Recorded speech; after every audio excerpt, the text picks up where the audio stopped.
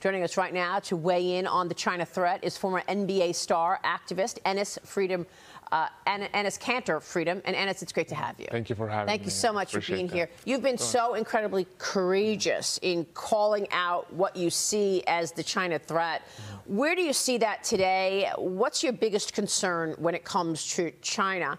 And why did you put your whole career on the line to make sure to educate the world about it? Because unfortunately, none of my colleagues was willing to go out there and speak the truth, you know, because while we are talking right now, there is a genocide happening. There are millions of people in concentration camps getting tortured and raped every day. And whenever I had a conversation with one of my teammates and I was like, listen, just join me, we'll create this big movement and we'll talk about the human rights violations over there. Not anything political, but human rights violations. They said, we have shoe deals, we have endorsement deals, and we have jersey sales. Unbelievable. I asked him one simple question. I was like, put yourself in their shoes. If your mother, if your sister, or if your daughter was in those concentration camps getting tortured and raped every day, would you still pick money and business over your morals, values, and principles? They usually turn around and leave the room. You are a great man. I'll tell you, Ennis, that took such courage. What I'm worried about, Mike Baker, is the fact that it's not just the concentration camps and these women and girls getting raped. It's also the way China behaves on the global stage to everybody else. Look what they're doing to America with the surveillance balloon, COVID-19 cover-up. And look what just happened, Ennis. The NBA announces a partnership with Chinese fintech giant Ant Group. I should point out that the founder of Ant Group was disappeared by the CCP a year ago.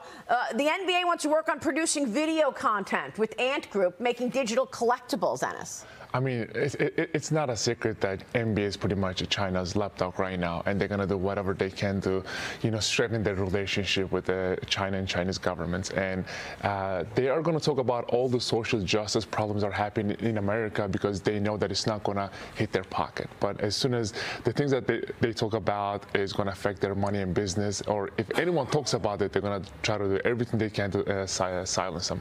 And it is unacceptable. You're absolutely right when you point out the treatment of the Uyghurs. Yeah. Right? You talk about the crushing of the last vestiges of democracy in Hong Kong. You talk about the constant economic espionage, the theft of intellectual property that goes on, the increasing aggression in the South Pacific, all these various elements that they're engaged in. But the NBA essentially acts just like every other major U.S. corporation. They're all willing to turn and look the other way because everyone's chasing that dollar in China, that massive market. You know, I was talking to John. The more I research, the more I realize it's not only NBA. You see Hollywood, you see big tech, you see Wall Street, you see farmland. So it's just getting worse and worse. Academia, there you go. It's just getting worse and worse every day. The strategy is co-option. I mean, and China doesn't just do this in the United States. They also do it around the world in countries they operate in. They target, you know, elite figures in academia, in politics, and science, the arts, sports. You know, we've obviously the NBA, as you've noted, is completely in their pocket, but it's not just them. You also see Hollywood, which is, you know, completely, you know, bowing to the whims of the Chinese Communist Party and the content they're producing, and perhaps even our own government with Hunter Biden. And why was Joe Biden's response to the Chinese balloon so tepid and so mealy-mouthed? And then you see Hunter's business deals operating in the background there. We don't really know. Good use of the word tepid. Thank you. Ennis, I've got one question, and I apologize for asking this. Has there been a moment since you've been engaged in essentially this effort to raise awareness, has there been a moment when you've stepped back and you thought, you know, maybe I shouldn't have done this, maybe I should have focused on my career? You know, a lot of people actually ask me this question. You know, you lost millions of dollars, you lost your career and stuff, but people need to understand this is bigger than myself, this is bigger than NBA, this is bigger than basketball. Whenever I sit down and have a conversation with these Tibetans, Hong Kongers, Taiwanese people, Uyghurs, and Mongolians, and Falun Gongs, and whenever I hear what they're going through, I was like, you know what, this is just bigger than basketball, man. I cannot just stay silent. And that's why you posted a tweet taking a jab at LeBron. Okay, so you're tweeting at LeBron James over his new $1 billion partnership with Nike. Nike hasn't said anything about the Uyghur situation. Tell me about this $1 billion deal and what you put on this tweet. Zero morals, zero values, zero principles, zero empathy, one bow down to China. Congratulations, King James. So I put this tweet out there when he became the most scoring champion. But I want to talk about Nike first, because when you look at Nike, in America, they stand with Black Lives Matter, no Asian hate, LGBTQ community, Latino community. But when it comes to China, I mean, everybody knows about the slave labors and sweatshops, you know? Yeah.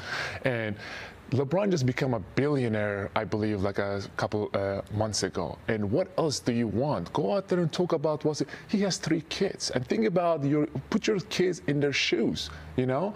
They're making this, there's so much oppression, there's so much blood and sweat behind their shoes that you've been wearing every time you go out there and play basketball. Yeah, what a great point. Yeah, it's a fantastic point. And I'm wondering, you know, LeBron holds himself out as an activist himself. Please. You know, he does his podcasts and things like that, and he acts like he is an activist. And he's probably, you know, he's veering outside of his lane. But how can you hold yourself out there as an activist when you are turning a blind eye to the genocide and the slavery in China? Why is it okay for slavery in China to be a thing? Well, because the things that he talks about in America is not going to affect his money or business. Yeah. You know, it's not going to affect his jersey sales or shoe sales, whatever.